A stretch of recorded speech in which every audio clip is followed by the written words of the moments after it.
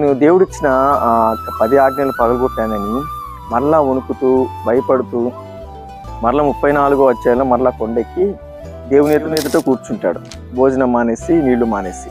అంటే దేవుని యొక్క మహా కనికరం మరలా మోషే ముందుకు వచ్చి నువ్వెందుకు పగలగొట్టావని అడగకుండా, నువ్వెందుకు ఇలా చేసావని దేవుడు అడగకుండా మరలా మోషే చేసిన ఆ ప్రార్థన వల్ల మోషే దేవునితో గడపటం బట్టి ఆ మహావాత్సల్యపూర్ణుడు మళ్ళా ఆ 10 ఆజ్ఞలు రాసి మళ్ళా మోషేకి ఇస్తాడు. ఎప్పుడు ఇచ్చాడు? దేవునితో గడపటం బట్టి, దేవునితో ఉండడం బట్టి, ఉపవాసం చేయటం బట్టి దేవుని యొక్క వాత్సల్యం మరలా మోషే గారి మీద పడిందని.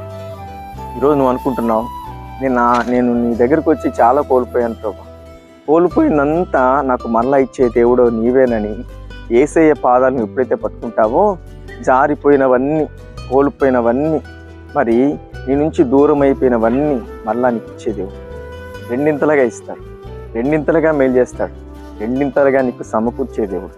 ఎప్పుడు నువ్వు ఆయన దగ్గరికి రావాలి, పరిగెత్తుకుంటూ ఆయన పాదాలు ఎత్తుడు నువ్వు సాష్టాంగ పడాలి.